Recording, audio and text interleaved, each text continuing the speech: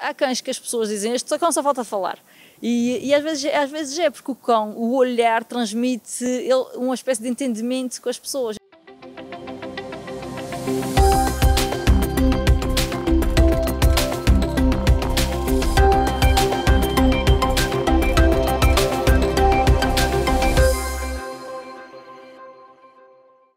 Seja bem-vindo. Desde pequena que Georgina Freitas gostava de apreciar as pessoas que treinavam cães. Depois de achar que só existiam cursos nesta área, através das Forças Armadas, descobriu um set que a permitiu estudar saúde e bem-estar dos cães, comportamento canino e treino de assistência. Hoje vamos conhecer os patudos Shang e a Tita aos olhos da jovem treinadora. Passaram 7 anos da altura em que Georgina tomou uma opção de vida diferente do habitual. Depois de um curso de treino de cães na Universidade Lusófona, descobriu que o amor sentido desde sempre pelos animais seria parte da profissão que a iria acompanhar nos seus dias. Agora, apesar dos desafios, assume que não voltava atrás e que a felicidade está em fazer aquilo que se gosta. No início fiquei um bocadinho sem saber, porque havia coisas, porque a pessoa, quando não está no mundo do trabalho ainda, a gente pensa que as coisas são mais bonitas do que aquilo depois são na vida real. E acho que talvez não estava tão preparada, porque eu achava sempre que os cães eram todos muito fofinhos e amorosos, e nem sempre é assim, especialmente quando te chamam um treinador, é porque às vezes o cão tem algum tipo de problema de comportamento ou alguma falha, alguma coisa que as pessoas querem moldar, e normalmente quando me chamam já o cão às vezes não é assim tão fofinho, ou alguma coisa não acontece como eu estava à espera que fosse quando tirei o curso.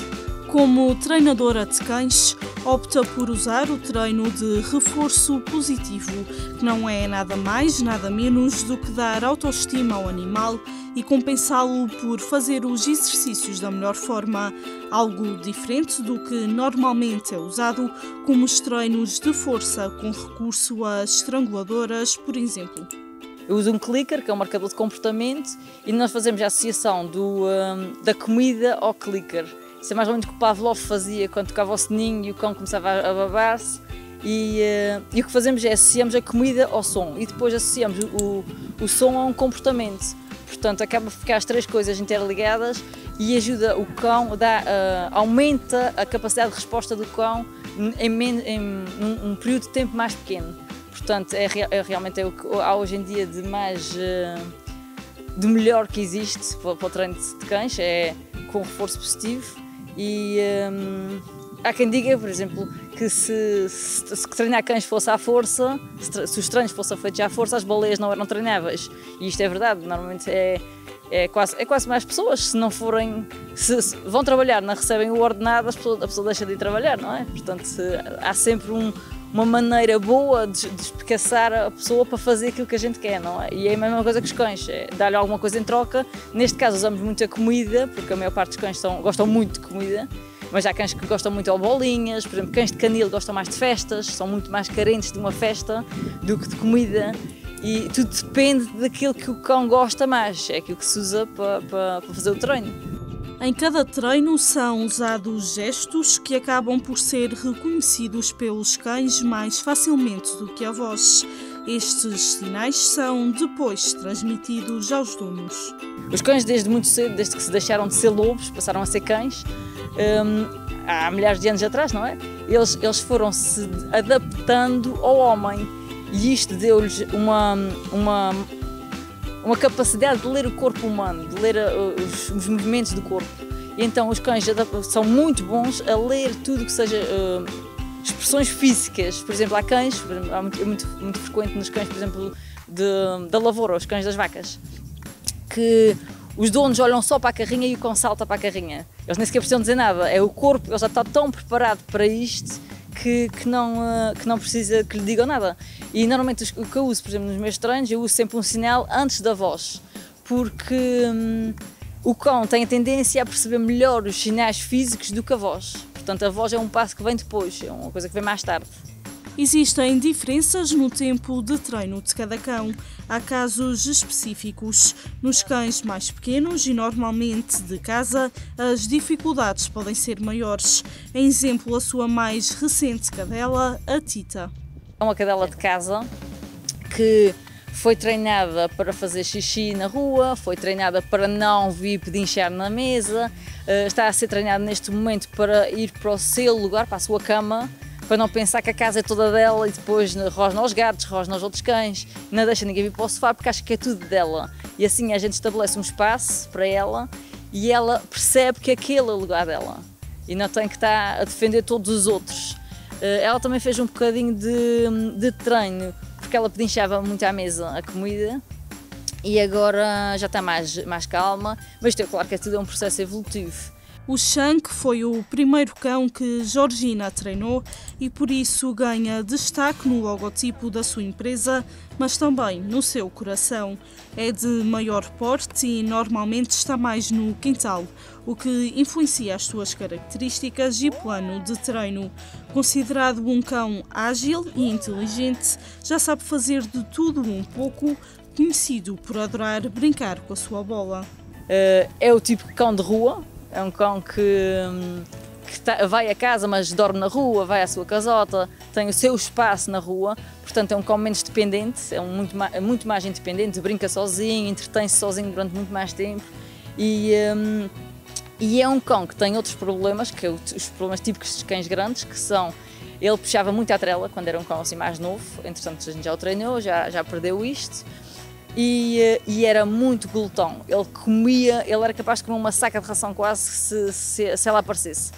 E então este treino do esperar para comer também foi um treino difícil para ele e que às vezes também acontece em muitos cães de casa, que é às vezes as pessoas não têm assim, porque ele come tanto, quando come a pessoa está sempre a pôr. Isto também é muito frequente em labradores, que é um cão muito comum, que é um cão normalmente glutão, portanto as pessoas acham que o cão tem sempre fome.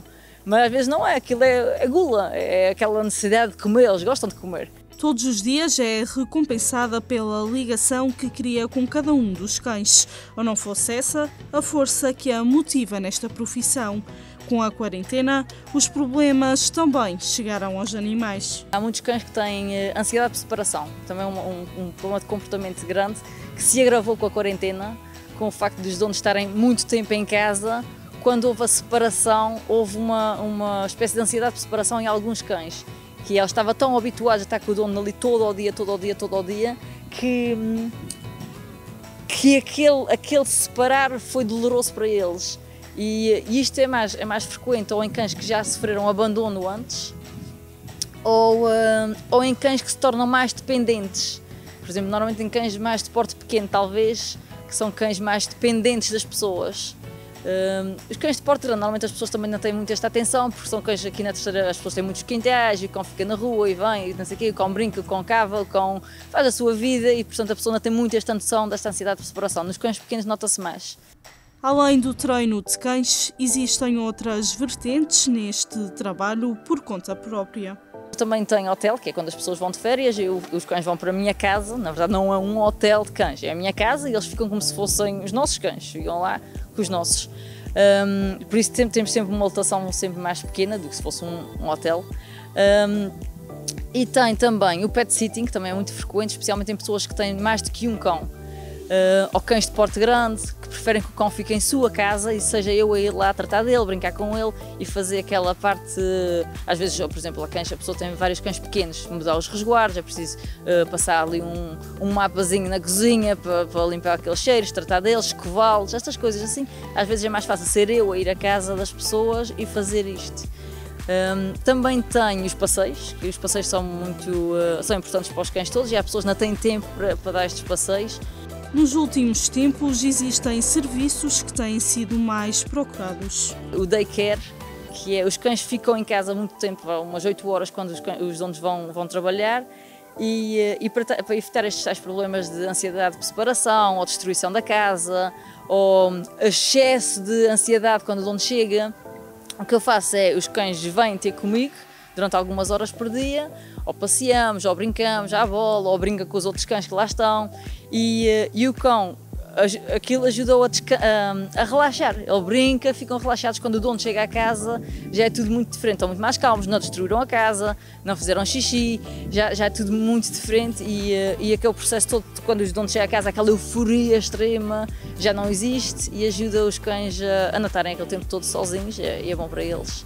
Georgina também tem a valência de táxi para cães, algo mais recente e invulgar na Ilha Terceira. A pessoa tem uma desquia marcada para o seu cão, mas não pode ir, aconteceu qualquer coisa, um imprevisto.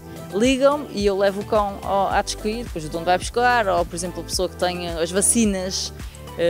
Normalmente quando é para vacinas são cães de porte grande ou cães que não conhecem bem.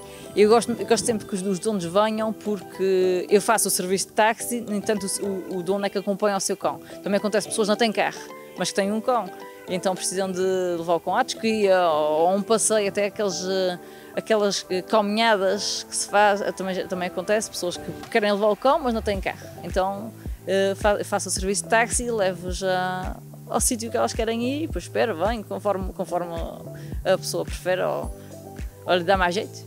É de notar que cada vez mais os cães são uma companhia e não um animal de trabalho.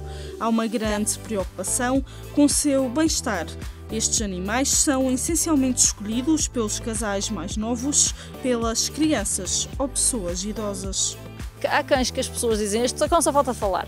E às vezes é porque o cão, o olhar transmite uma espécie de entendimento com as pessoas sentem-se, é quase como é um carinho que elas têm ali, é um entendimento que elas procuram. A preocupação e dedicação pelos animais são constantes na vida de Georgina.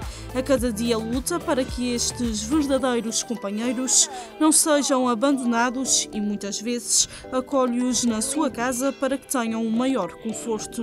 Uma jovem que arriscou e que agora se sente realizada junto dos seus amigos patudos, sejam eles de associações ou particulares.